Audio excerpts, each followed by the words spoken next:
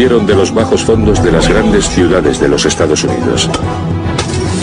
Mediante la corrupción, la violencia y un genuino encanto, la mafia irlandesa era la reina del hampa. ¡Soy Owney Madden! Durante más de 150 años lucharon contra la mafia italiana, ¡Cárgatelos a todos! el gobierno y en ocasiones contra ellos mismos, y empaparon la nación de sangre.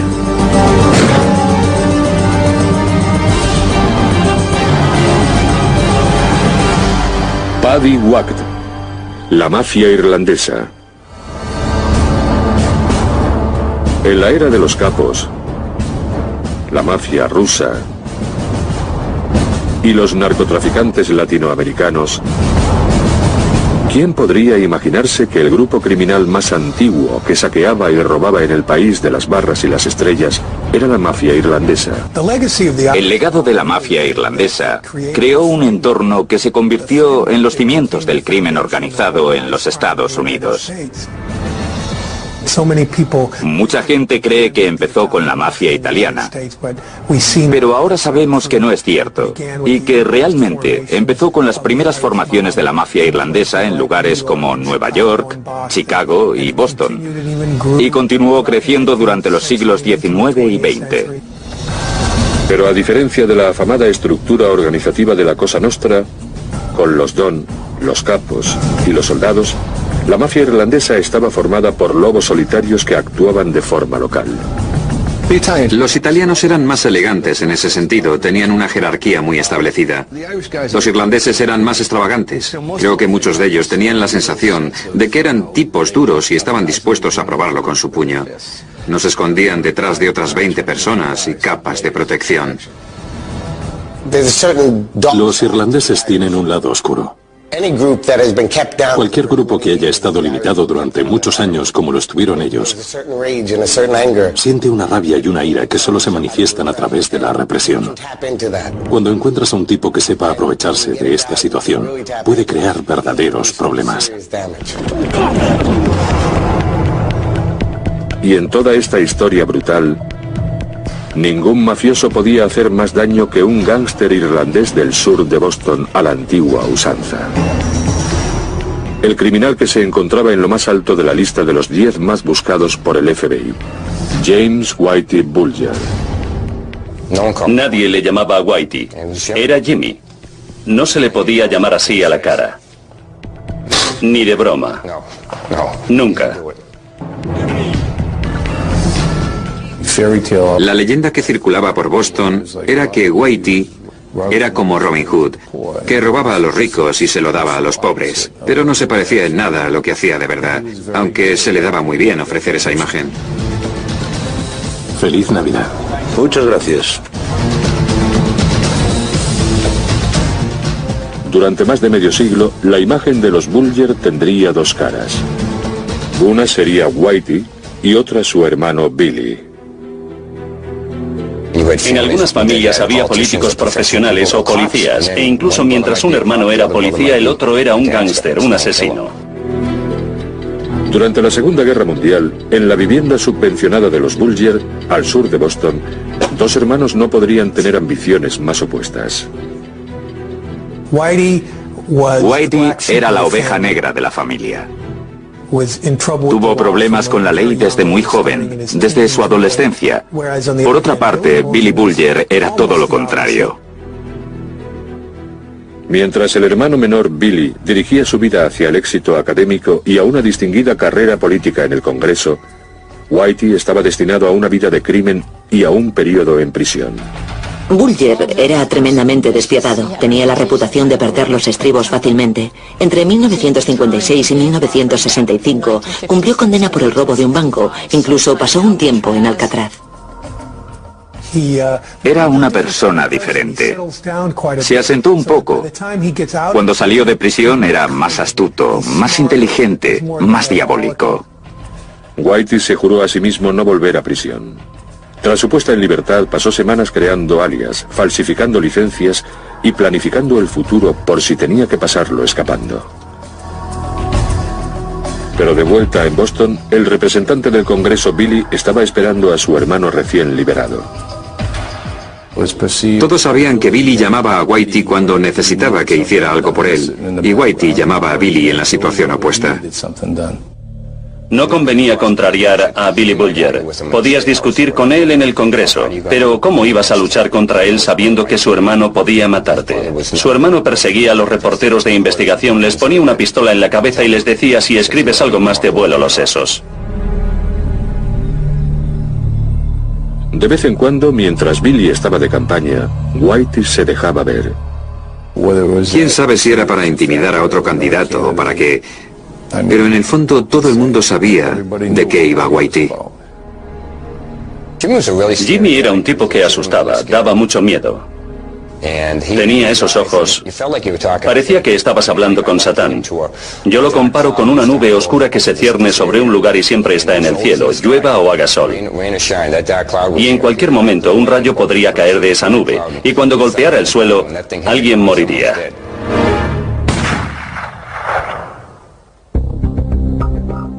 El ingrediente definitivo en la tormenta perfecta de los Bulger era un conocido de la infancia del sur de Boston, John Connolly.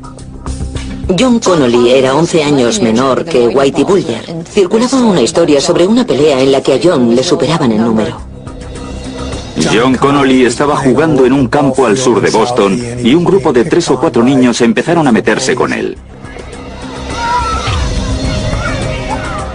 Whitey Bulger pasaba por el parque en ese momento. Reconoció a John Connolly por ser del mismo lugar que él y salió a defenderle. Así comenzó la relación entre Connolly y los Bulger. Pero quien tenía más relación con John Connolly y le animaba en sus proyectos era Billy. Billy se convirtió en el mentor de John Connolly y fue quien le convenció para que intentase trabajar para el FBI.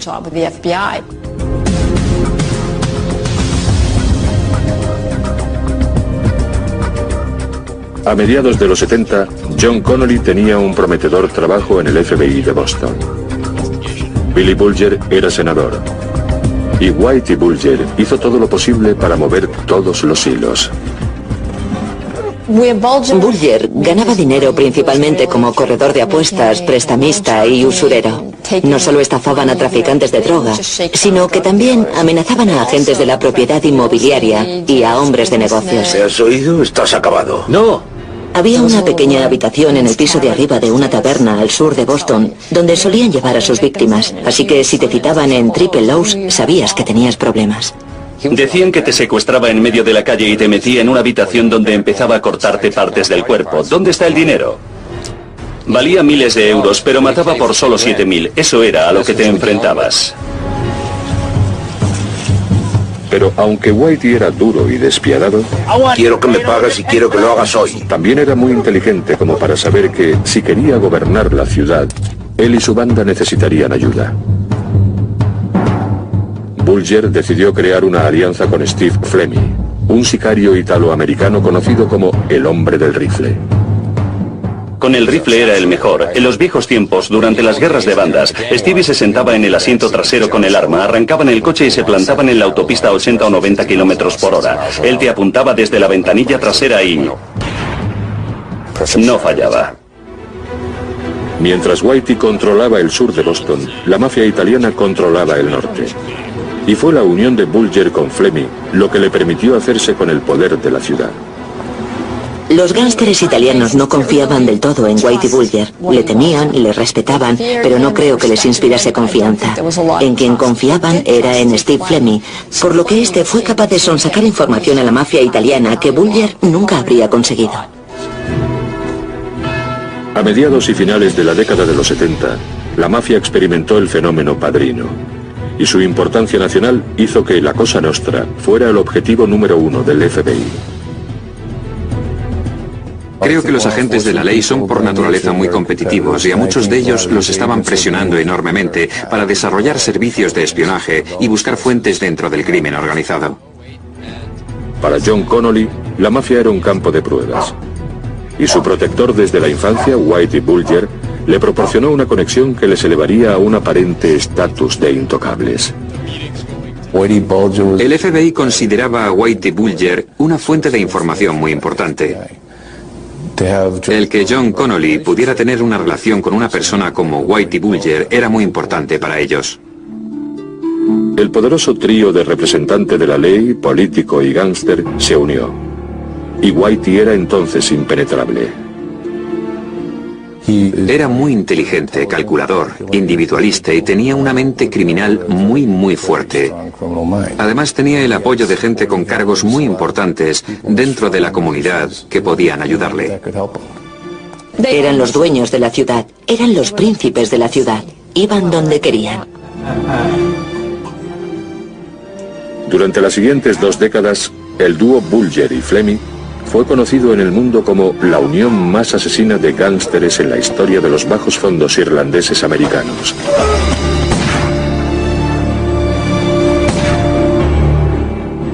Una saga que comenzó hace 150 años, cuando los inmigrantes irlandeses llegaron a Estados Unidos hambrientos, pobres y repudiados.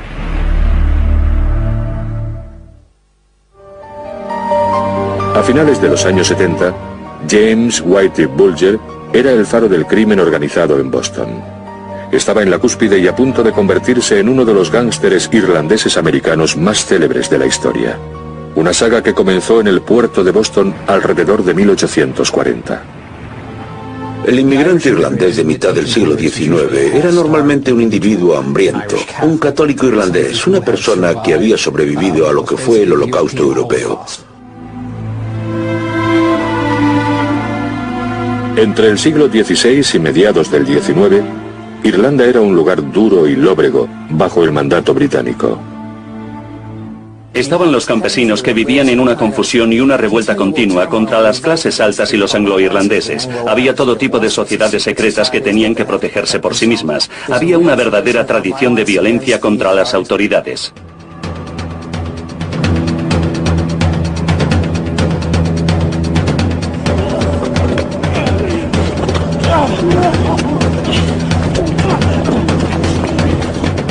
Durante más de 3 siglos se arremetió con látigo y soga contra el opresivo sistema colonial.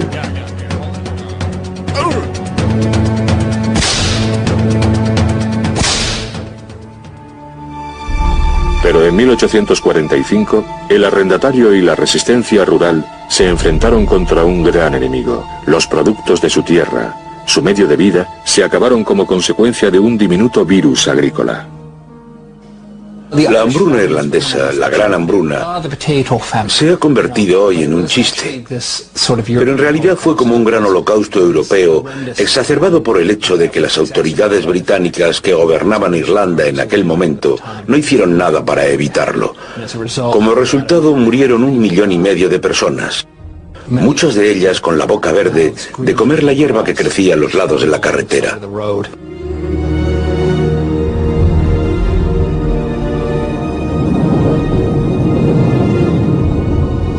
Con su economía y sus cosechas diezmadas, 1,5 millones de personas murieron entre 1845 y 1855. Muchos vieron como única opción emigrar a Estados Unidos, con la esperanza de una vida nueva y mejor. Más de 1 millón de irlandeses viajaron hasta el Bajo Manhattan, en la ciudad de Nueva York. No ha vuelto a haber una inmigración como esa. Colapsó los servicios sociales de la ciudad, las prisiones y los asilos, y creó una nueva ciudad. Tenían que solucionarlo a medida que iban bajando del barco. Muchos de ellos nunca habían estado en un pueblo, por no hablar de una ciudad. Y su principal preocupación era, ¿dónde puedo conseguir algo para comer y dónde viviré? En Boston, los irlandeses se asentaron en el sur. En Nueva York lo hicieron en el Bajo Manhattan, en una zona conocida como Five Points. Las condiciones en Five Points eran lamentables. Había miseria y pobreza, un tipo de pobreza que es inimaginable hoy en día. El principal edificio de viviendas del barrio era una fábrica de cerveza que se había convertido en residencia. El apartamento medio en Five Points alojaba a 6 personas en cada habitación. Había poca luz e interminables horas de oscuridad. Pero en las calles de Five Points, la vida ofrecía una oportunidad. Había artistas del timo y gente que quería hacer negocios, y así es como se formaron las primeras bandas. Las bandas callejeras, los jóvenes inmigrantes, chicos recién llegados, vivían con miedo y otros abusaban de ellos, por lo que comenzaron a formar bandas. Y se convirtieron en las legendarias bandas de Nueva York. La América protestante estaba consternada. Entre las clases dirigentes comenzaron a proliferar sobrenombres para los inmigrantes irlandeses. Había viñetas en los periódicos que representaban a los primeros inmigrantes irlandeses. Eran todas bastante desagradables y utilizaban el término Paddy a menudo, ya que muchos de ellos se llamaban Patrick. La reacción irlandesa a los enormes prejuicios e intolerancia con que se encontraron fue el enfado, pero también la venganza. ¿Nos gustamos? ¡Qué pena! Porque vamos a ser la mayoría. Vamos a organizarnos políticamente, vamos a organizarnos en bandas y vamos a apoderarnos de vuestra ciudad. Los irlandeses se introdujeron en los pasillos del alabado Tammany Hall de Nueva York a mediados del siglo XIX para conseguir aceptación social y empleos. Tammany comenzó alrededor de 1770, como un club de negocios privado formado por hombres que buscaban la manera de formar una organización que tuviera influencia en el proceso político. Alrededor de 1850, el capitán Isaiah Reinders, un patrocinador germano-americano de Tammany, dirigía el Empire Club en el Bajo Manhattan. Este salón de juego y sede política era famoso en todo Nueva York.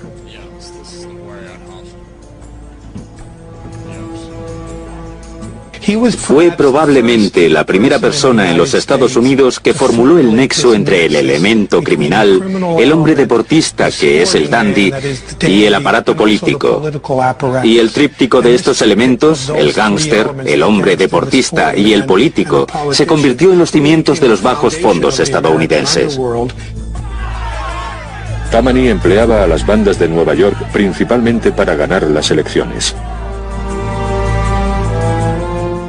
Las elecciones eran a menudo asuntos violentos con conflictos entre bandas, y en los que las bandas se utilizaban para patrullar por los lugares de votaciones y para intimidar a la gente.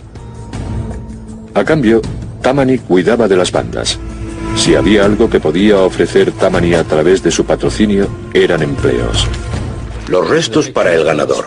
Y quien ganaba unas elecciones estatales, elegía quién iba a ocupar todos los empleos públicos.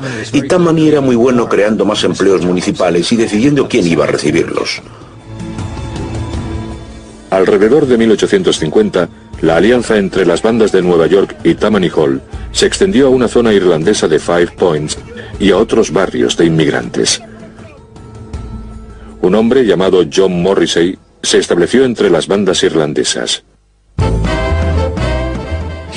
Llegó a Nueva York en 1850 y fue directamente al Empire Club.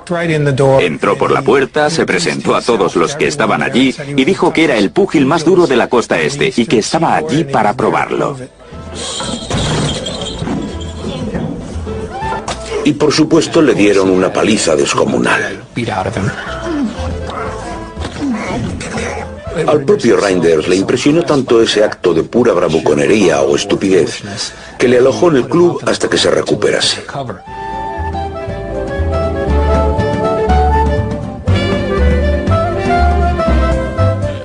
Morrissey trabajó como organizador político para Isaiah Reinders y su creciente éxito como luchador le aseguró popularidad, un buen futuro y un simpático sobrenombre. Le llamaban Humo Viejo, debido a cómo ardieron sus pantalones una noche en la que le empujaron al horno de un bar durante una pelea especialmente brutal.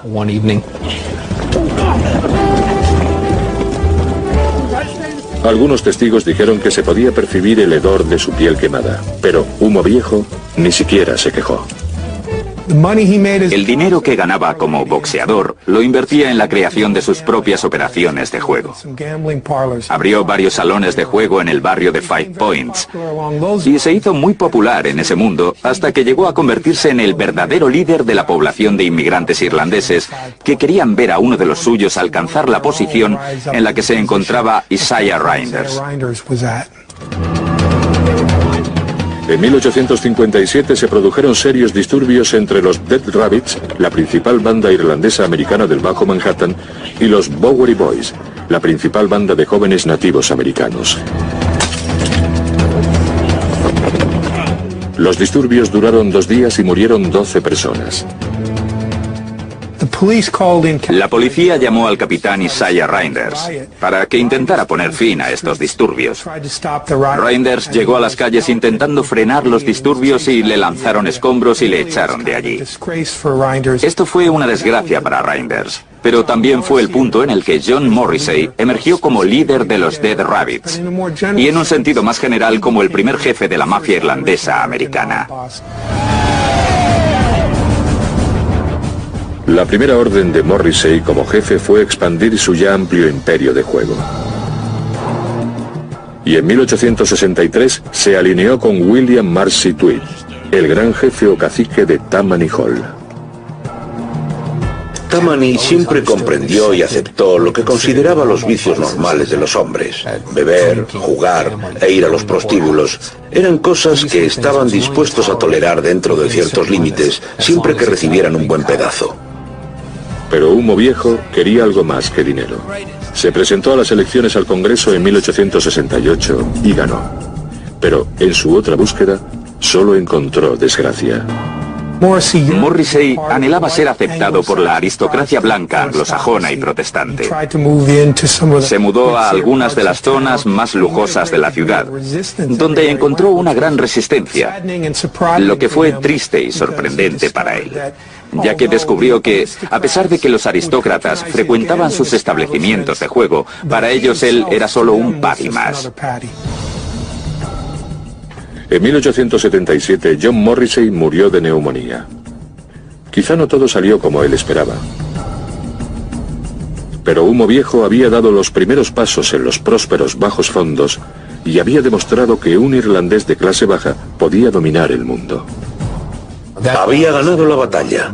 Estados Unidos se convertiría en un país multiétnico, de inmigrantes, donde los irlandeses serían el grupo de inmigrantes principal durante los siguientes 50 años. Y la forma en que lo consiguieron fue a través de aquella trinidad del gángster, el representante de la ley y el político. Los irlandeses llegaron para dominar la policía, llegaron para dominar la política y llegaron para dominar a las bandas. Pero un ascendiente irlandés en Estados Unidos no daba ninguna garantía. Un grupo percibido como lo más bajo llegó en busca de un nuevo comienzo. En los pantanos de Luisiana, el nuevo y misterioso gángster estadounidense emergía por primera vez. La mafia italiana intentó introducir su mano negra en lo que el pequeño Paddy tenía en sus bolsillos.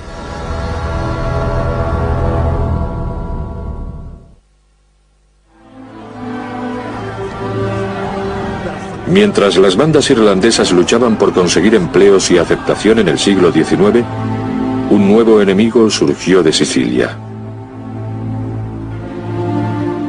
Las luchas entre los llamados Dagos y Micks comenzaron en la infernal y pantanosa Luisiana y en la ciudad de Nueva Orleans.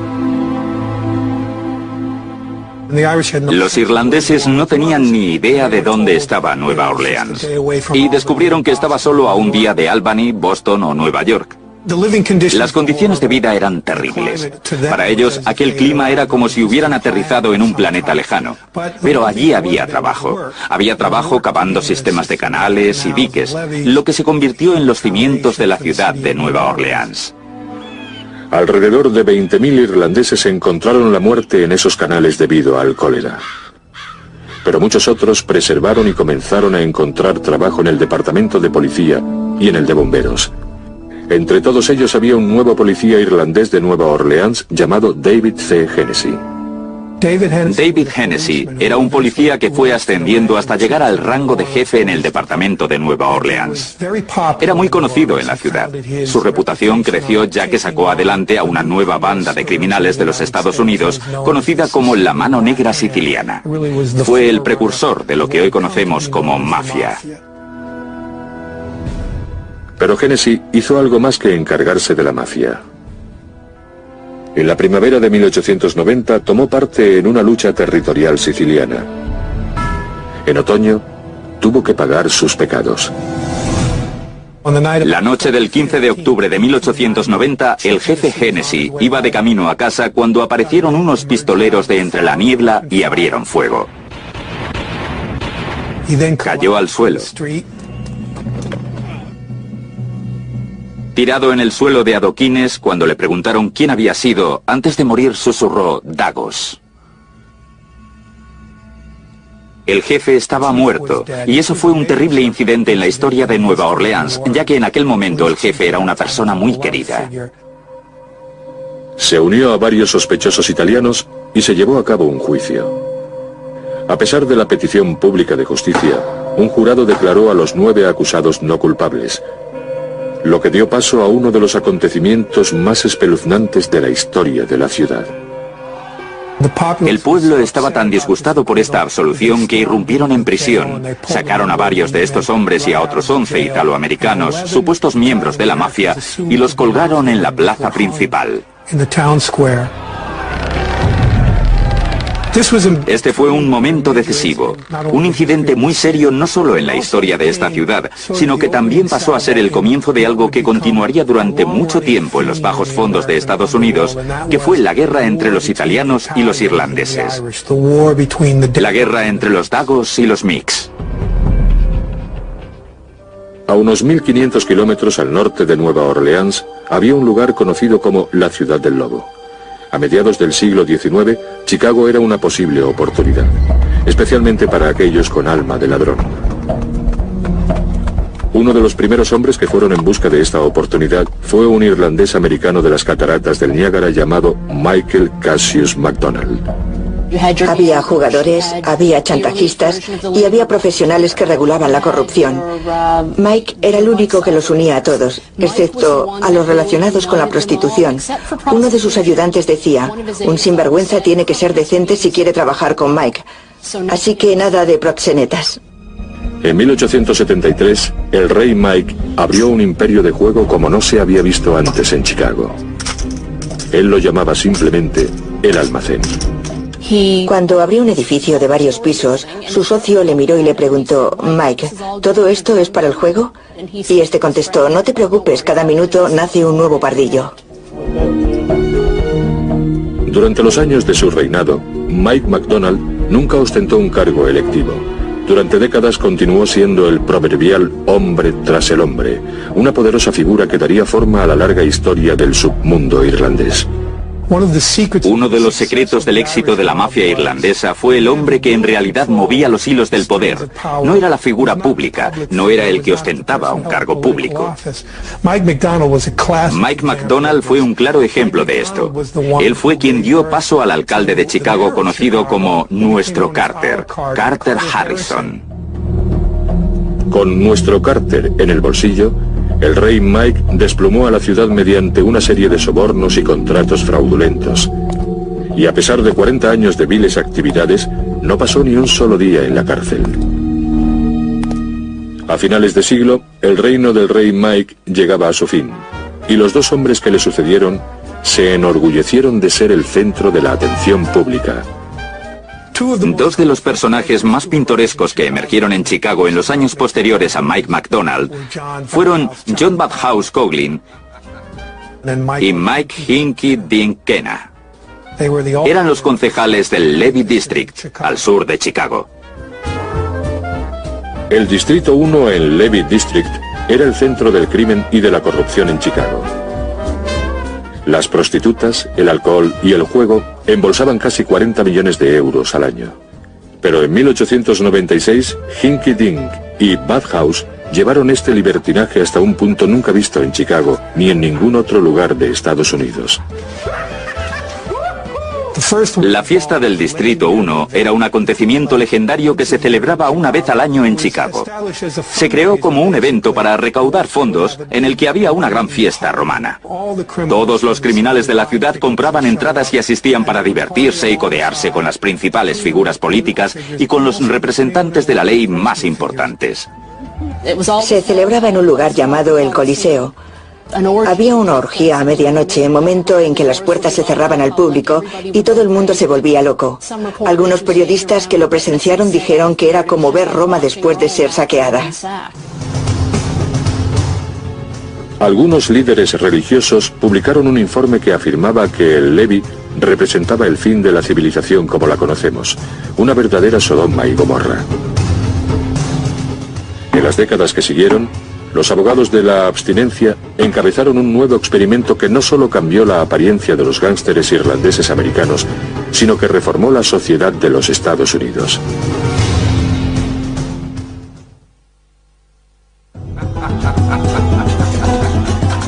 A finales del siglo XIX, los irlandeses dominaban Nueva York y Chicago. No lo podéis robar vosotros solos. Tan solo 50 años después de llegar a Estados Unidos, la mafia irlandesa tenía estas dos ciudades envueltas en prostitución, juego y corrupción. El desprecio por los gángsteres llegó a su punto máximo. Y en enero de 1919, los líderes de la abstinencia dieron el que creían el golpe decisivo en la guerra contra la corrupción. La 18ª enmienda fue ratificada en el Congreso y un año después era ilegal fabricar, vender o beber alcohol en todo Estados Unidos. Cuando la gente hablaba del noble experimento, se referían a la prohibición. Este movimiento pretendía erradicar no solo el concepto de beber alcohol, sino también el concepto de la taberna. Pensaban que si las tabernas desaparecían, podrían librarse de toda la corrupción, de las mafias y de los gángsteres. El alcohol era una parte importante de la vida irlandesa. Esta gente venía de una isla lluviosa, fría y ventosa. Tenían su propia cultura, hablar, fumar, beber y ese sentimiento de camaradería. La prohibición fue diseñada por la élite protestante para mantener a los católicos y a los judíos en su lugar. Pero irónicamente lo que sucedió fue que a causa de la prohibición se creó un verdadero poder en estos centros urbanos que nunca antes había existido en las clases bajas de Estados Unidos. Para los gángsteres irlandeses americanos, la prohibición fue lo mejor que pudo pasarles. Marcó el comienzo de una era gloriosa para la mafia irlandesa americana. En Chicago, un irlandés robusto, de cara alegre y brillantes ojos azules, estaba preparado para una oleada de riqueza y poder. Dean O'Banion nació en 1892 y cuando tenía 9 años se mudó a Chicago a vivir con sus abuelos en una zona conocida como Little Hell. En diciembre de 1919, antes de que la prohibición se hiciera efectiva, iba caminando por una calle de Chicago cuando vio un camión lleno de licor aparcado en un callejón. Por pura curiosidad, O'Banion miró dentro del camión y vio todas las botellas de whisky. Así que cuando el conductor bajó la ventanilla, O'Banion sacó un tubo lleno de monedas del bolsillo, le golpeó con él, le dejó inconsciente y se marchó con el licor. Y entonces se dijo: tengo todo este licor, ¿qué voy a hacer con él?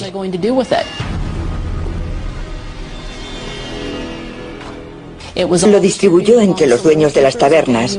O'Banion volvió a casa con 10.000 euros en el bolsillo. Ya sabía lo que iba a hacer el resto de su vida.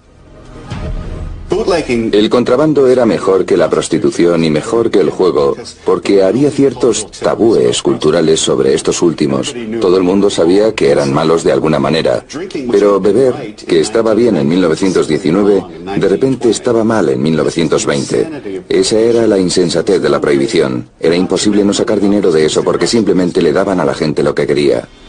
O'Banion vio el contrabando como un negocio. No se consideraba a sí mismo como un criminal. Tenía una floristería que era probablemente la más próspera de todo Chicago y que suministraba flores para los tiroteos de gángsteres que tuvieron lugar en Chicago en esta época. En 1924 fue declarado archienemigo de Chicago, supuestamente tras haber matado u ordenado matar a al menos 25 hombres. Lo que consiguió la prohibición fue que los gángsters irlandeses dejaran de atacar a los políticos y pasaran a convertirse en el centro de atención.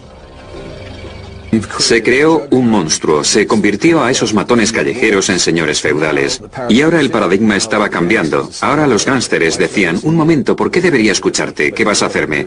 ¿Sabes lo que yo puedo hacerte? Que es básicamente llevarte a la tumba. El lugar donde este cambio de poder fue mayor fue en Nueva York, donde el un día formidable Tammany Hall se convirtió en la herramienta de un gángster irlandés de la zona oeste de la ciudad. Owney Madden logró reconocimiento como joven criminal en Hell's Kitchen al pertenecer a la banda Gopher. Era el tipo de americano curtido por la calle. Su primer asesinato fue el de un italiano llamado Luigi Malanucci, al que Madden disparó a bocajarro a plena luz del día delante de todo el mundo y dijo, soy Owney Madden, de la 10ª Avenida. Todos los testigos prefirieron olvidar que le habían visto, y así es como recibió el sobrenombre Owney el asesino. Owney unió fuerzas con un rico contrabandista de ron, conocido como Big Bill Dwyer. Con la financiación de Dwyer respaldándole, Madden emprendió la organización del submundo. La operación de Big Bill Dwyer y Owney Madden tuvo tanto éxito que se hizo famosa como la Asociación. La Asociación lo dominaba todo. Era el sistema de distribución y el sistema de pagos, y todo relacionado con el contrabando de alcohol. A principios de 1924, la asociación abrió la destilería más grande del centro de Manhattan. La cerveza se llamaba Número 1 de Madden. Owney y la asociación cuidaban de Tammany y a cambio Tammany cuidaba de los agentes y la policía de la prohibición. El dinero del contrabando se usaba para financiar campañas políticas. La oficina del fiscal del distrito estaba involucrada en muchas ocasiones, por lo que afectaría a todo el sistema del gobierno estadounidense. El hombre de Tammany que engrasaba las ruedas para Madden y para la asociación era un astuto irlandés americano llamado James J. Hines. Jimmy Hines se convirtió en el financiero. Era el hombre al que se realizaban los pagos, el hombre que distribuía el dinero a los policías corruptos y a los políticos corruptos. Con Dwyer y Hines respaldando a Madden, Nueva York estaba en manos de la mafia irlandesa. Owney y la asociación establecieron una red de clubes nocturnos y tabernas clandestinas que proporcionaban una nueva salida para la Número 1 de Madden. Owney Madden, que una vez fue un matón callejero de Hell's Kitchen, se convirtió en el hombre de moda, elegante. Se movía por Broadway, iba a los lugares que frecuentaban escritores, periodistas, cantantes y bailarines. Había una confluencia del submundo criminal y del mundo de la alta sociedad que nunca antes había existido. Eran las personas más modernas que podías imaginar. Dirigían los clubes, traían la cerveza, traían artistas. El mejor ejemplo de esta transformación de Paddy de las calles a tipo que frecuentaba clubes nocturnos era Jimmy Cagney. Jimmy Cagney creció en Nueva York. Se parecía mucho a Owney. Cagney le conocía. Si veías a Cagney en sus grandes películas de gángsteres, parecía que estabas viendo a Owney Madden. Jimmy Cagney, que era un irlandés americano de Nueva York, protagonizaba el tipo de papeles que popularizaron la imagen del irlandés urbano como un personaje inteligente, carismático y audaz. Mientras Hollywood idealizaba las osadas hazañas de los gángsteres irlandeses, los funcionarios municipales bebían con ellos. Esta historia de amor con los irlandeses llegó a su punto álgido en 1926, cuando Jimmy Walker, ingenioso escritor de canciones de Broadway retirado, fue elegido alcalde de Nueva York. Era hijo de inmigrantes irlandeses, creció en Greenwich Village y fue elegido alcalde en 1925 por el aparato de Tammany. Era el niño mimado de Broadway y de la alta sociedad en muchos sentidos.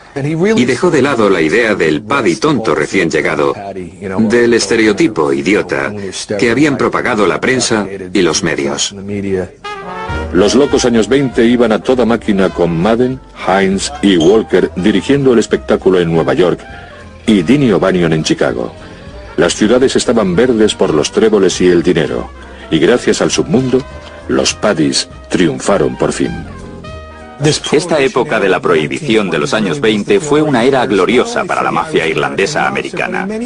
Pero también lo fue para los irlandeses americanos, ya que se habían recuperado de la miseria de los años posteriores a las hambrunas y habían superado el siglo XIX y adquirido el nivel de ascendencia social en el que era maravilloso ser un Mick.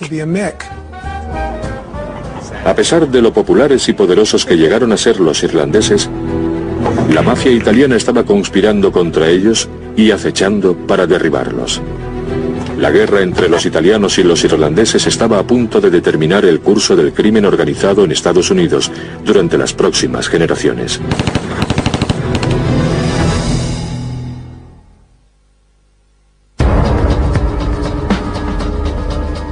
Desde que la primera oleada de sicilianos llegara a Estados Unidos a finales del siglo XIX, las bandas italianas e irlandesas se dirigían a un enfrentamiento. De la 10ª Avenida. Pero su rivalidad alcanzó su punto máximo en Chicago. La prohibición hizo de Dean O'Banion el gángster más afamado de la Ciudad del Viento. Y en el momento en que Alphonse Scarface Al Capone llegó a la ciudad en 1919, fijó su objetivo en el imperio del irlandés.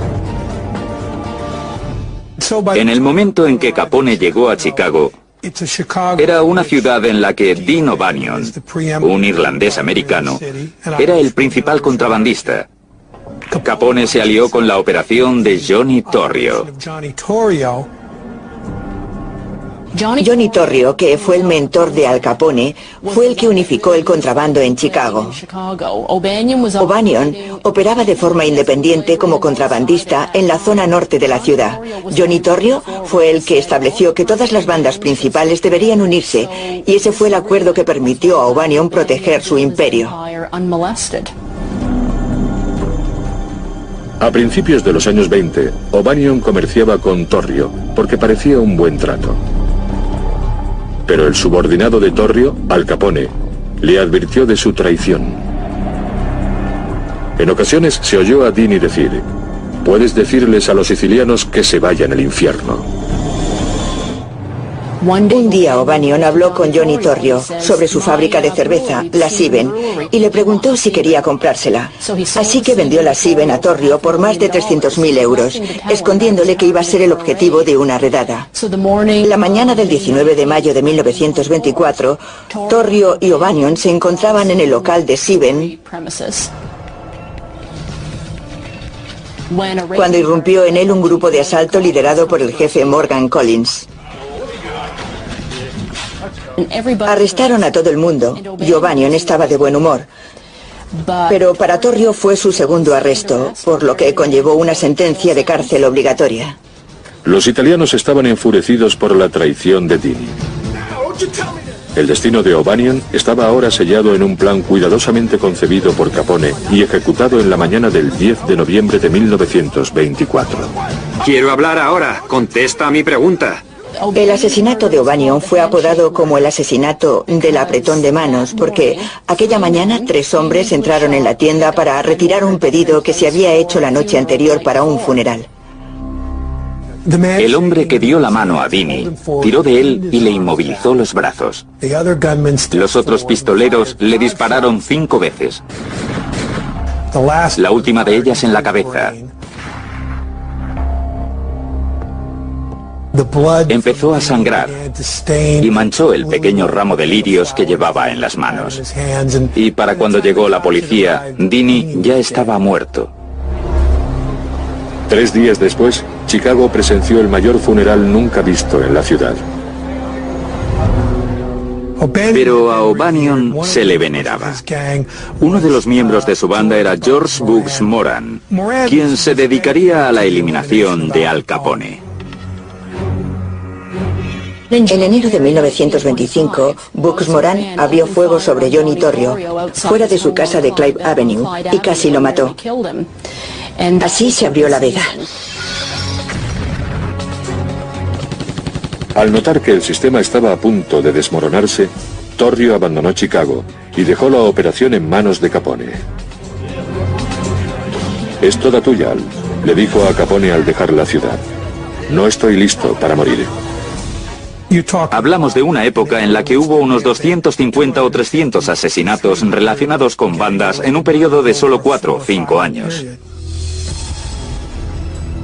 Este intento de asesinato se culminó por fin el día de San Valentín de 1929.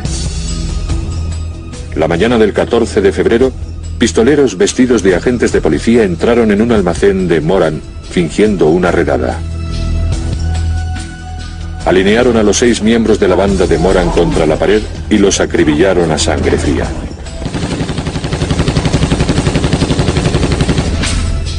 Los titulares escandalizan a una ciudad y una nación paralizadas por la violencia de la prohibición.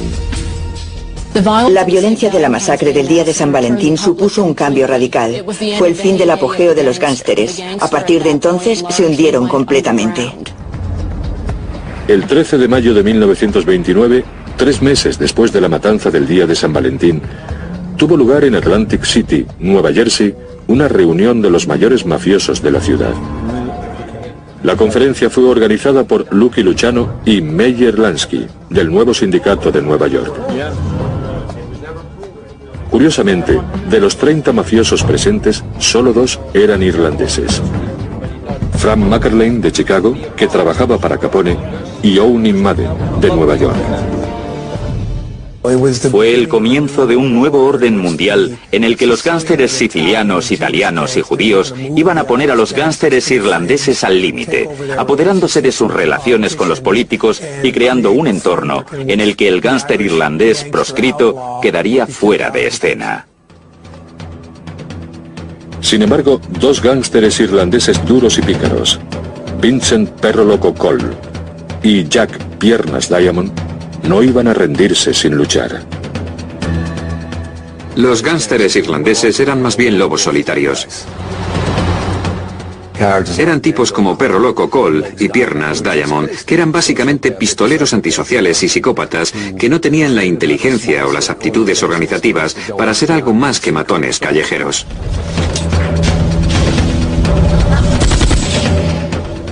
Pero sí es verdad que abrieron un sangriento camino hacia el fin de esa época. Al ser el único irlandés restante, la orden de eliminar a esos renegados recayó en Owney, el asesino, Madden. Ahora un Paddy tendrá que acabar con otro Paddy para poder sobrevivir. Madden y Dwyer veían a Piernas Diamond como una amenaza, por lo que debía ser eliminado. De esta forma empezó un periodo en el que intentaron asesinar a Jack Piernas Diamond disparándole numerosas veces. Le dispararon 5 veces. Fue un intento en toda regla de eliminarle. En 1930, Piernas huyó de 5 distritos distintos bajo una lluvia de balas y trasladó su operación a Albany, al norte del estado de Nueva York.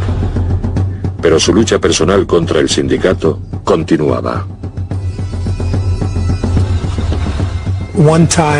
Una vez al norte del estado de Nueva York, mandó detener a varios camiones que creía que eran rivales en el negocio del contrabando. Secuestró al conductor de un camión, un hombre llamado Parks. Le llevó a su casa, le colgó de un árbol, le torturó durante 1 hora y media y después le amenazó y le soltó. Parks acudió a las autoridades y Diamond fue sometido a un juicio en Albany en 1931. Fue absuelto, pero el tiempo y la suerte no estaban de su lado. Fue absuelto, pero el hecho de que Diamond se hubiera convertido en una figura tan importante y que se le glorificara en la prensa hizo que la Asociación de Nueva York estuviera más decidida que nunca a echarle. A las 5:30 de la mañana del 18 de diciembre de 1931, Piernas Diamond llegó a la pensión en la que pasaba las noches. Estaba un poco achispado después de celebrar su victoria. Un par de pistoleros entraron en la pensión, se acercaron a su habitación y abrieron la puerta. Era un asunto interno, así que esta vez se aseguraron de hacerlo bien. De cerca y bien hecho. 2 tiros en la cabeza, y Jack Diamond estaba muerto por fin. Madden, por fin, se había librado de Piernas, pero para Owney y el sindicato, Diamond era solo la mitad de la ecuación. Vincent Perro Loco Cole aún estaba ahí fuera causando estragos.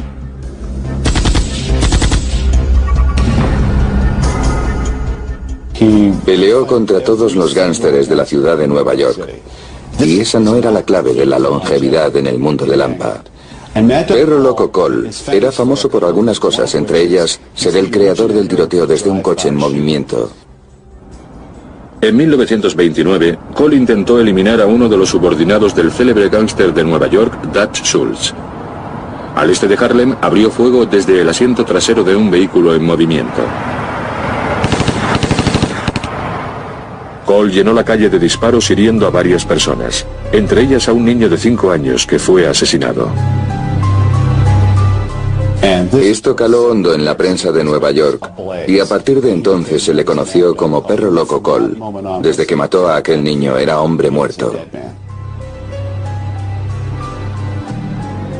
En el invierno de 1931, Cole se entregó, se sometió a juicio y, al igual que Jack Diamond, fue absuelto.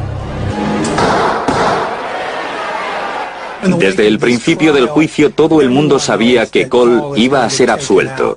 Quería aprovecharse de la situación, por lo que se puso en contacto con la única persona que conoce, el irlandés Owney Madden. Owney accedió a hablar con Cole. Tras la medianoche del 8 de febrero de 1932 mandó a Perro Loco a una cabina de teléfonos local.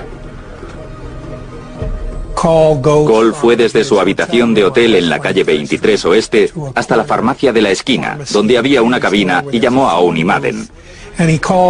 Madden entretuvo al teléfono a Perro Loco Cole mientras sus pistoleros se dirigían a la calle 23 Oeste. Estoy aquí, estoy esperando. ¿Qué es lo que quieres?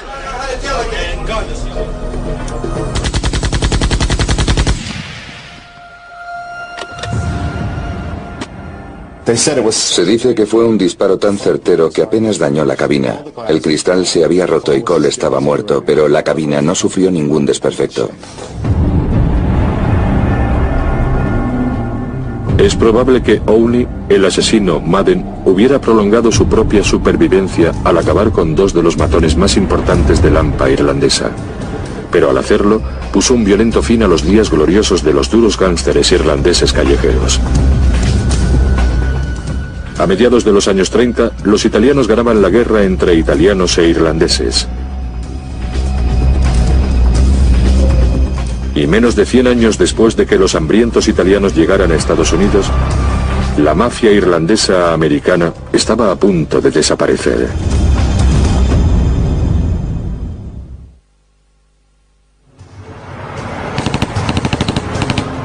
A finales de los años 20 y principios de los 30, los contrabandistas rivales convertían las calles desde Nueva York hasta Chicago en baños de sangre. El alarmante recuento de cadáveres aceleró la revocación de la prohibición en 1933. Y sin alcohol ilegal para vender, los gánsteres irlandeses, lobos solitarios, estaban a merced de la organización y el poder de la mafia italiana. Se permitió a Owney Madden que se retirara a Hot Springs, en Arkansas, y se convirtiera en el empresario de lo que era un centro turístico para gánsteres fugados. Una vez que esto sucedió, los irlandeses estaban acabados como fuerza criminal de Lampa. Él fue el último en la gran línea sucesoria de los gánsteres irlandeses. Ya no había nadie para sucederle. A mediados de los años 30, el gobierno hizo campaña para desmantelar a los poderosos hombres que había detrás de los aparatos políticos de los paddies. El gobernador de Nueva York, Franklin Roosevelt, creó una comisión para que investigase la corrupción y designó al juez retirado Samuel Seabury. Seabury era una representación casi caricaturesca de la élite protestante. Iba a ser el asesino del tigre de Tammany. Hubo una serie de investigaciones que empezaron por los magistrados, siguieron por los jueces, hasta que llegaron al propio ayuntamiento.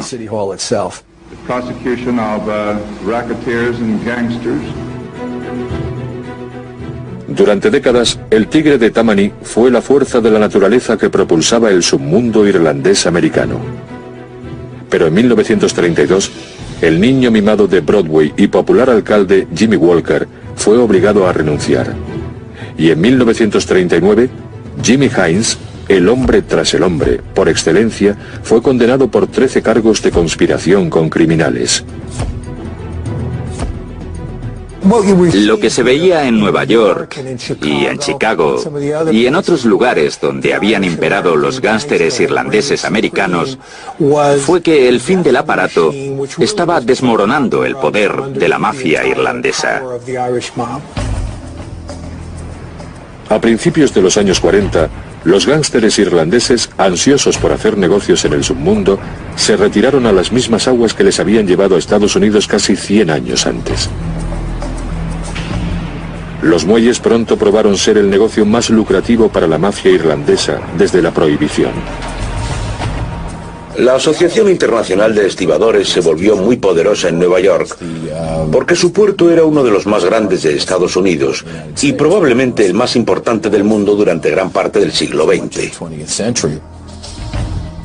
Con más de 100.000 miembros en el país, la Asociación Internacional de Estibadores controlaba el flujo de toda la mercancía legal e ilegal que llegaba cada 15 minutos a Nueva York.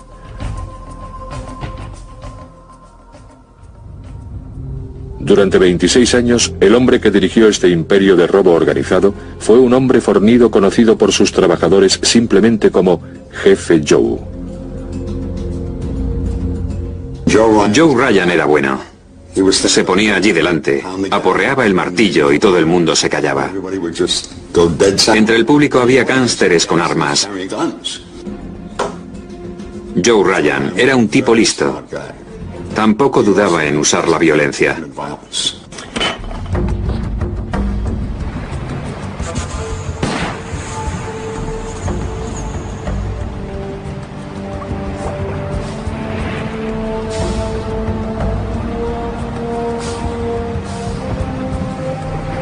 El control del jefe Joe sobre los muelles y la mercancía que entraba estaba asegurado mediante el nuevo sistema.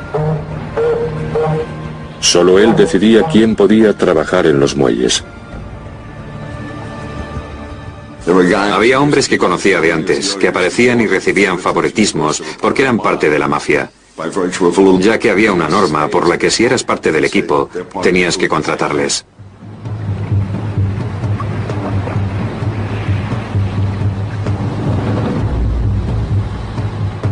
Igual que el Tammany Hall contrataba a las bandas de Nueva York durante las elecciones un siglo antes, el jefe Joe hacía uso de una cuadrilla de matones para garantizar el voto.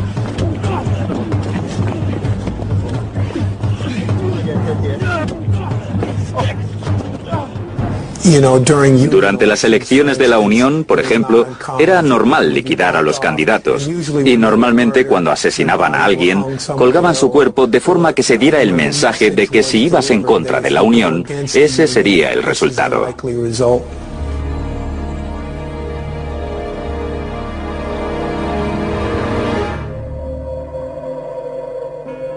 Dos de los principales matones del jefe Joe eran John Cockaydoun y Andrew Squint Sheridan.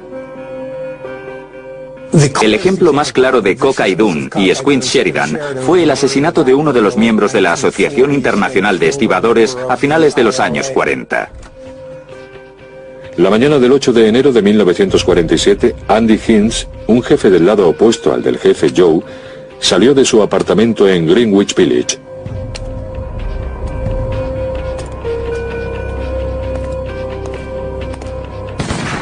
Le dispararon 6 balas delante de su edificio.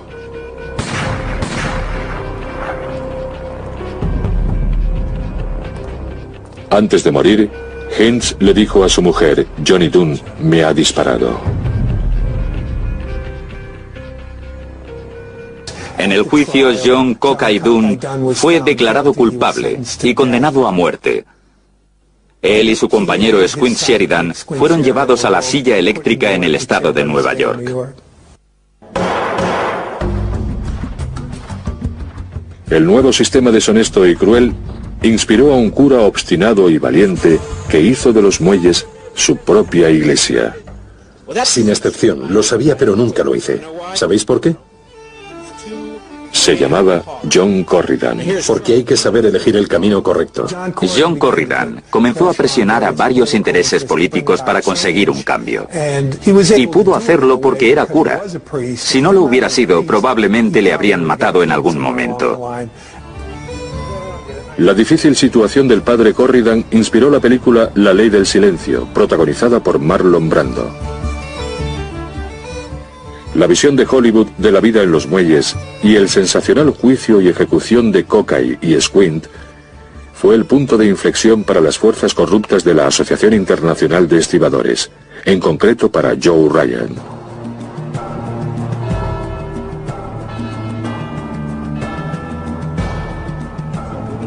Lo que hundió a Joe Ryan fue su propia codicia. El dinero es la solución. ¿Conseguiré más dinero? Aunque ejercía de abogado y representaba a los miembros de la Unión, esta es mi unión, yo la creé. En realidad estaba desplumándola para su propia ganancia. ¿Entiendes lo que eso significa? A principios de los años 50, el jefe Joe admitió haber contratado a ladrones y delincuentes violentos. Se le condenó a 6 meses de prisión y desapareció. Para el gángster irlandés, representante de la ley y político, fue el fin de una era. Pero para los irlandeses, los años 60 comenzaron con un momento de triunfo que acabó en la mayor matanza ocurrida hasta entonces.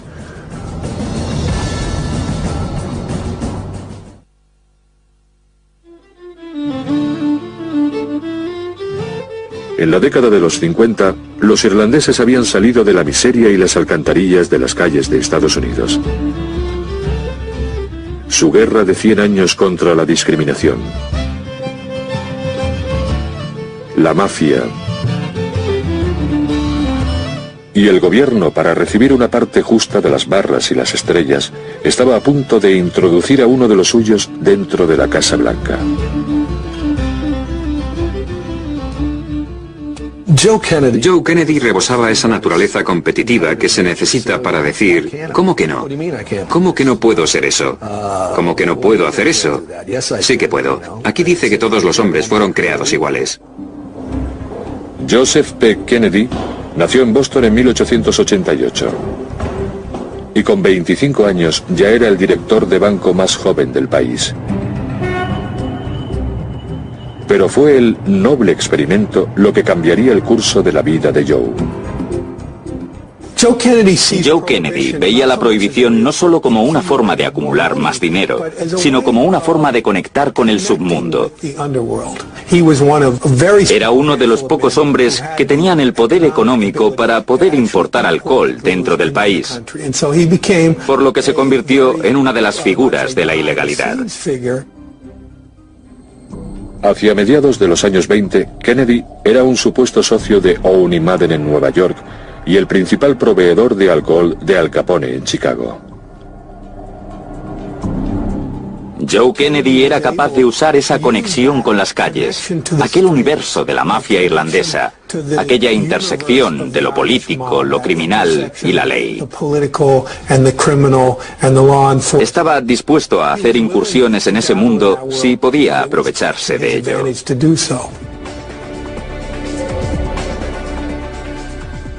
Durante las siguientes 2 décadas, Joe Kennedy vivió el sueño americano y amasó una fortuna, a medida que ascendía del submundo del contrabando a los llamados mundos superiores, Hollywood y el mercado inmobiliario.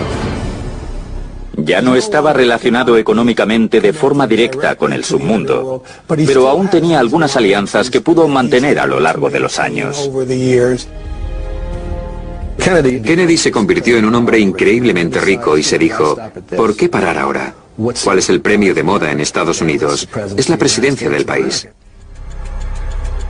Con los días del alcohol ilegal y de las afiliaciones de gángsteres fuera de su camino, Papa Joe centró su atención en el futuro político de su hijo, John Fitzgerald Kennedy.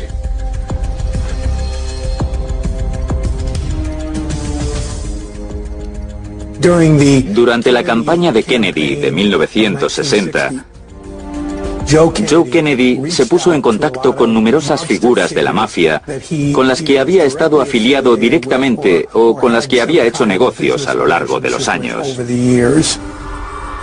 Joe Kennedy estaba dispuesto a remover cielo y tierra en sus esfuerzos por conseguir que su hijo Jack Kennedy fuera elegido presidente.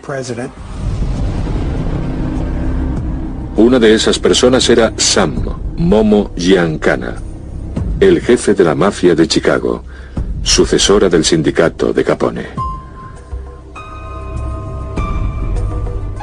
Joseph Kennedy determinó que en Chicago se encontraba la clave de la elección de su hijo. Joe Kennedy estaba desesperado porque su hijo fuera presidente y acudió a la persona correcta. Sam sabía mucho de la gente de la Unión. Conocía sobre todo a la del Distrito 1, que era uno de los lugares más importantes y donde se cocía todo. Tuvo una serie de reuniones con Sam Giancana para asegurarse de que las fuerzas de la mafia, en este caso la mafia italiana, iban a estar de su lado. Les aseguró que la elección de John Kennedy sería buena para ellos.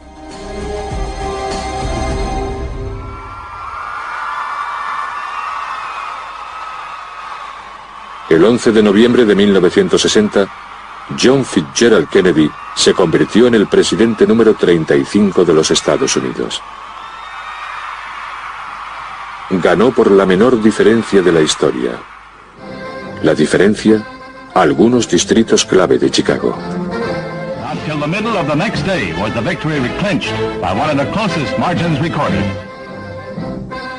Muchas cosas cambiaron con la elección de John Kennedy. Los días en los que se decía, no lo conseguiremos, estamos acabados. Lo habíamos conseguido. Los irlandeses católicos lo habían conseguido. Habían elegido a uno de los suyos como presidente de los Estados Unidos. En muchos sentidos, fue nuestro mejor momento. Pero por otra parte fue el comienzo de la decadencia, porque cuando se consigue algo, a partir de ahí todo empieza a ir cuesta abajo. En 1960, JFK nombró ministro de Justicia a su hermano y enemigo número 1 de la mafia, Robert Kennedy. RFK anunció que la prioridad del Departamento de Justicia sería desmantelar el crimen organizado. Robert hizo todo lo posible para no dar a esos tipos lo que creían que era su botín de las elecciones y para echarles en cara que eran miembros del submundo, que eran italianos y que eran malas personas. Parecía completamente obsesionado con humillar a aquellos poderosos hombres que habían sido compañeros de negocios de su padre.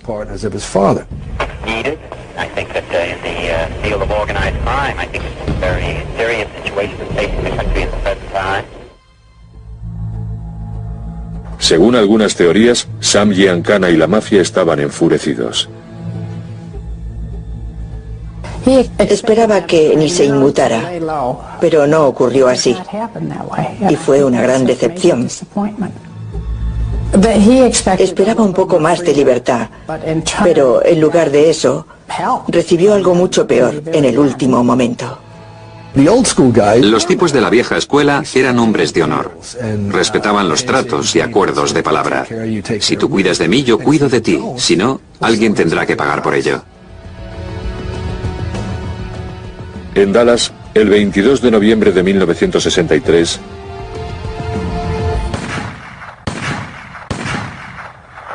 John Kennedy fue asesinado.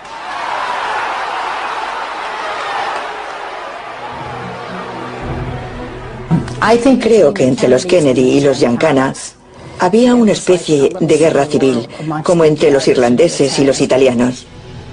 En la cultura italiana tenemos un dicho: no muerdas la mano que te da de comer. Y eso fue precisamente lo que pasó. Los Kennedy mordieron la mano que les daba de comer. Teniendo en cuenta el contexto, los acontecimientos del 22 de noviembre de 1963 podrían considerarse como el último gran golpe en la historia de las relaciones entre los Dagos y los MiGs. Se dice que América perdió su inocencia en el otoño de 1963. Pero a finales de los años 60, al oeste de Manhattan, una oleada criminal llamada Houdini estaba a punto de llevar la violencia a nuevos niveles de sadismo.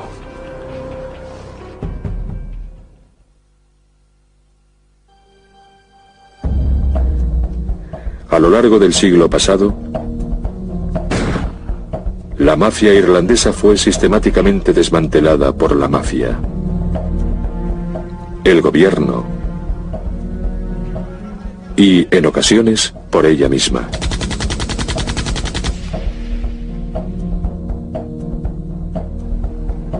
En Nueva York, la última resistencia de los Paddies se encontraba en el distrito del oeste Hell's Kitchen. A finales de los años 60, estaba gobernado por el elegante gángster Mickey Spillane. Si sobrevivías en Hell's Kitchen, adquirías una fama instantánea en toda la ciudad. Mi padre se paseaba por ahí con trajes de más de 3.000 euros y entraba en restaurantes donde todo el mundo le conocía. Entraba en una habitación y todas las cabezas se giraban. Bobby, ¿cómo va todo? Había algo mágico en todo eso. ¿Sabes quién era ese? Es alguien muy importante. La mafia de Nueva York quería expandir su ya alargado dominio del contrabando. Y en los años 60 introdujo un nuevo demonio para robar el alma a la gente. Pero Mickey Spillane protegería su territorio. No dejaba meter drogas en el barrio. No dejaba vender droga a sus secuaces. Por eso la mafia de Brooklyn quería librarse de él, porque querían introducir drogas. Mickey era el que tomaba las decisiones. ¿Y qué hizo? Empezó a secuestrar gánsteres italianos. Corredores de apuestas italianos, tipos muy poderosos. Los secuestraba y pedía un rescate, de modo que la mafia italiana tenía que pagarlo. Pero cometió un error muy grave. Una de las personas que había secuestrado fue asesinada. Como consecuencia, el contrato se rompió por parte de Mickey Spillane.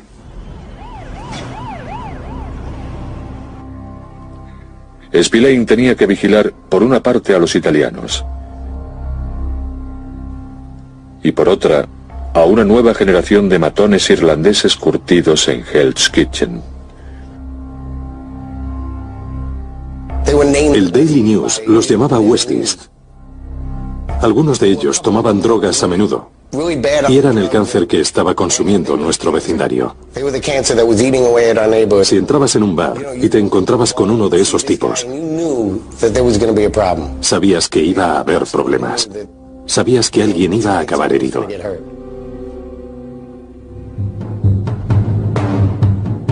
En la década de los 70, el líder de los Westies era un joven irlandés llamado Jimmy Coonan.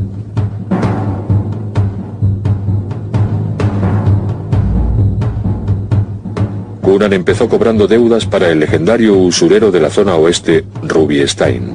No, gracias. Ruby Stein era conocido como el usurero de las estrellas. Jimmy Coonan se aprovechó de su estatus y se rodeó de una generación de duros gánsteres de la zona oeste que empezaron a verle como a un líder y que creyeron que podría desbancar a Spillane y controlar el contrabando de esa zona. Coonan pronto se dio cuenta de que necesitaba un brazo derecho. Alguien que vigilara su retaguardia y matara por él sin conciencia. Mickey Featherstone era uno de esos tipos duros, jóvenes y caprichosos del barrio que había estado en Vietnam en 1967. Y cuando volvió a Hell's Kitchen en 1969, estaba aún mucho peor que cuando se fue.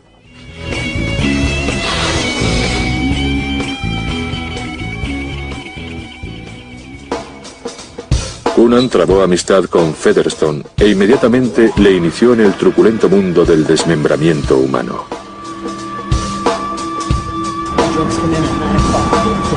Necesitaban una víctima y escogieron a un ladrón de poca monta, Ricky Tasielo. Atrayeron a Ricky Tasielo a un apartamento en la 10ª Avenida. Y cuando Ricky entró en el apartamento, Jimmy Coonan cogió su pistola con silenciador y le pegó 2 tiros en la cabeza.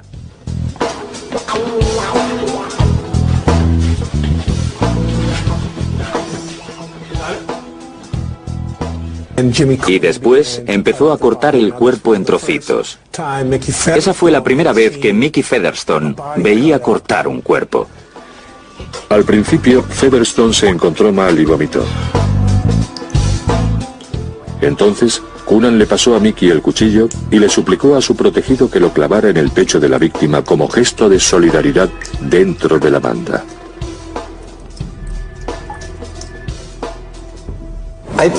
Creo que Jimmy, en realidad, no era duro. No tienes que hacer esas cosas si eres duro. Cuando te mataba, tenía que cortarte en pedazos para que entendieras que él era el jefe.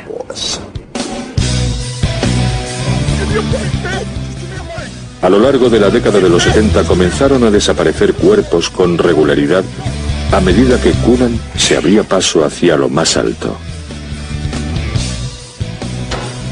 Hacer el Houdini era como llamaba Coonan a su macabro ritual. Su principal objetivo era hacerse con los clientes de Rubinstein, lo que era una aspiración muy arrogante y audaz por su parte. Así que atrayeron a Rubinstein al bar conocido como el Club 596, en la calle 43. Entró en el bar y vio al momento lo que estaba pasando, pero no pudo hacer nada. Jimmy Coonan y otros 4 o 5 miembros de los Westies rodearon el cadáver de Ruby.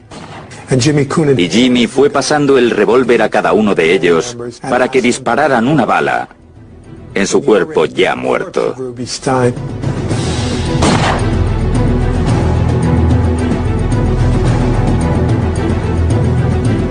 Puede que Coonan hubiese conseguido los clientes de Stein, pero Mickey Spillane aún gobernaba Hell's Kitchen. Jimmy Coonan sabía que nunca podría ser el jefe de la zona oeste si Mickey Spillane todavía estaba por allí. Así que Jimmy Coonan creó una alianza con la familia Gambino, de Brooklyn, en concreto con un capo de la familia Gambino, conocido como Roy DeMaggio. Debido a la alianza de Coonan con la temida mafia y al fracasado secuestro del gángster italiano, los días de Mickey Spillane estaban llegando a su fin. No estábamos a salvo. Habríamos estado mejor en Belfast, porque allí al menos habríamos sabido quién era el enemigo. Estaba muy asustado. Se marchó de la zona oeste. Se mudó a Queens con su familia para no sufrir la constante presión que había sobre su mujer y sus hijos. El 13 de mayo de 1977 llamaron a su timbre. Bajó a la calle, se acercó hasta un coche que estaba aparcado enfrente, asomó la cabeza dentro del coche. Al día siguiente, DeMaggio y Coonan quedaron en Hell's Kitchen y DeMaggio dijo: "Te he hecho un regalo de cumpleaños por adelantado", y le enseñó a Mickey Spillane.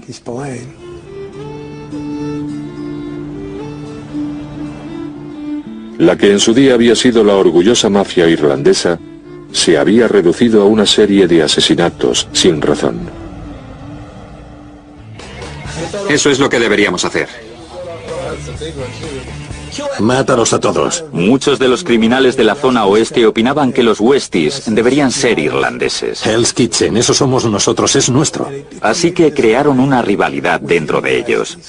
La facción irlandesa que quería que el vecindario siguiera siendo irlandés se alió con Mickey Featherstone. Jimmy Coonan comenzó a ir en su propia dirección, casi como un hombre de negocios independiente que trabajaba con los italianos. Esto sorprendió a los irlandeses de Hell's Kitchen, que se preguntaban ¿cómo se atreven? ¿Cómo se pueden aliar con esa basura que hemos intentado echar de nuestro barrio durante 100 años? Coonan, que sentía su poder amenazado por Featherstone, dio un siniestro golpe preventivo. Organizó el asesinato de un enemigo de los Westies, llamado Michael Holly.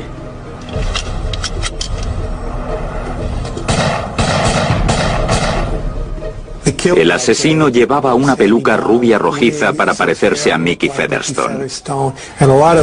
Se hizo una rueda de identificación con varios de los sospechosos habituales, entre ellos Mickey Featherstone. Todo el mundo comenzó a reconocerle como el autor del crimen. Mickey Featherstone no tenía nada que ver con este asesinato. Se había preparado todo para que pareciera que él había sido el asesino. ¡Vamos, vamos, vamos, vamos! Featherstone fue declarado culpable del asesinato e hizo lo posible para revocar la condena. Los tipos de violencia que los Westies utilizaban unos contra otros no inspiraban ninguna confianza al grupo. Aguantaron bastantes años, pero una vez que empezaron a venirse abajo se hundieron muy rápido. Y el juicio llegó en 1988 con Mickey Featherstone como testigo sorpresa en contra de todos sus antiguos compañeros de la banda de los Westies. Pareció el regreso a un tipo de cultura que había existido en ese barrio unos 120 años antes. Coonan fue condenado a 75 años en prisión, poniendo fin al largo reinado de la mafia irlandesa en Hell's Kitchen. El futuro del gángster Paddy se centraba entonces en Boston, con un último jefe que podría ser el más diabólico de todos.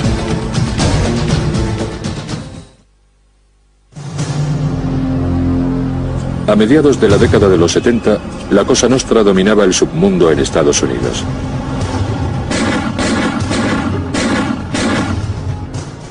Los Paddys, como banda, habían desaparecido en Nueva Orleans, Nueva York y Chicago. Pero en Boston, un solitario gángster irlandés iba a librar su última batalla. La guerra de Bulger no era una guerra sobre el papel, era una guerra oculta. Nunca tuvo que acercarse a la mafia con un revólver. Empleaba al FBI para acabar con ellos. El FBI no podría atrapar a nadie si no fuera por sus informantes. El mundo del cumplimiento de la ley giraba en torno a los informantes, y ellos tuvieron a la rata más grande, a la rata por excelencia, Jimmy Bulger, y también a Stevie Flemmi desde el principio. Whitey proporcionaba información a su amigo de la infancia del sur de Boston, el agente del FBI John Connolly. Y esa conexión, combinada con la supuesta influencia de su hermano y senador Billy Bulger, hizo de Whitey una fuerza imparable. Whitey Bulger era como un personaje de una película de Jimmy Cagney de los años 30, de una película de gángsteres de la Warner. Había conseguido sobrevivir tiempo después de que el entorno de la mafia irlandesa desapareciera debido a su relación entre el gángster, el político y el representante de la ley.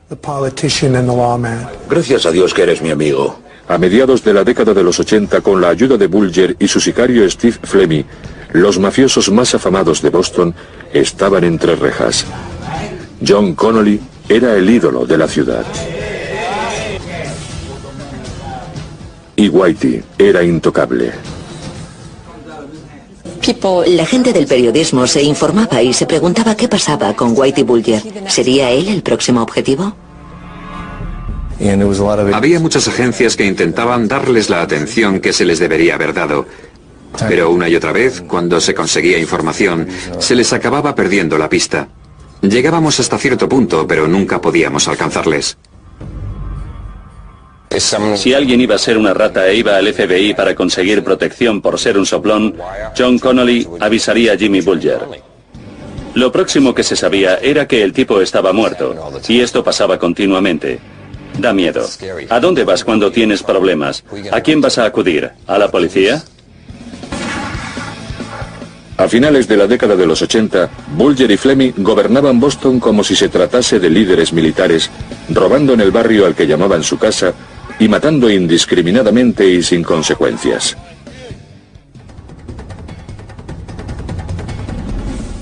Pero como les pasó a todos los que vinieron antes, en 1990 se les acabaría la suerte de los irlandeses. Encontramos al principal usurero de Boston que había tenido relaciones de primera mano con Bulger y Fleming. Y poco a poco fuimos descubriéndolo todo, capa por capa. Creo que fue el principio del fin porque en ese momento Jimmy Bulger estaba aguantando mucho para poder seguir en la calle. Se había quedado sin gente a la que entregar. En diciembre de 1990, John Connolly decidió retirarse del FBI. A mediados de los 90, ya retirado, informó a Whitey y a Fleming de que las acusaciones habían descendido. Bulger reaccionó de inmediato. Tenía preparado un plan de escape. Cuando eres una rata tienes que planearlo todo. Stevie Fleming estaba por el distrito financiero y cuando le cogió la policía pensó que era el blanco. Gritaba, no disparen, no disparen. Cuando él pensó que era el blanco, no lo era, pero luego se convirtió en un blanco federal y entonces fue cuando le atraparon. Los planes de huida que Whitey trazó durante años se hicieron realidad. En 1995, Bulger se fugó a los bellos paisajes de Estados Unidos. Stevie Fleming se enfrentó a los cargos, fue arrestado y decidió defenderse diciendo que era un informante del FBI, que tenía inmunidad de persecución y que el FBI le permitía hacer todo excepto matar. No matar a nadie. Pero en la década de los 90 se desenterraron más de 20 cuerpos en el sur de Boston.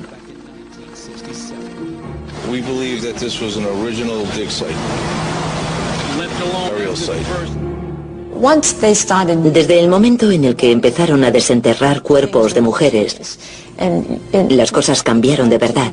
Y ya nadie en el sur de Boston decía que era un buen tipo. Fue repugnante. Estamos hablando de mujeres, novias, hijas. Para esa gente no había reglas. Para ellos era divertido. Era algo que con el paso del tiempo empezaban a disfrutar.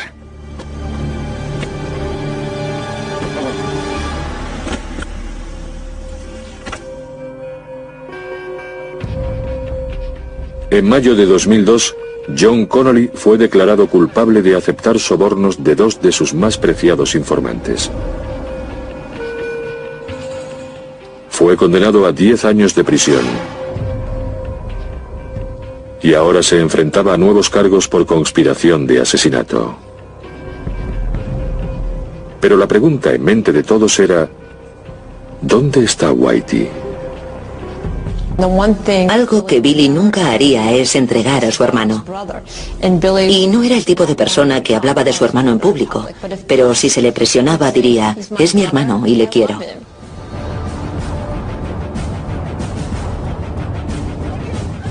Ningún submundo criminal en la historia de los Estados Unidos resistió tanto tiempo como la mafia irlandesa. Esta es mi unión. Y el faro del crimen organizado de Boston sería el último y fantasmagórico resto de una saga sangrienta que empezó un siglo y medio antes en la tierra de la esperanza y la oportunidad.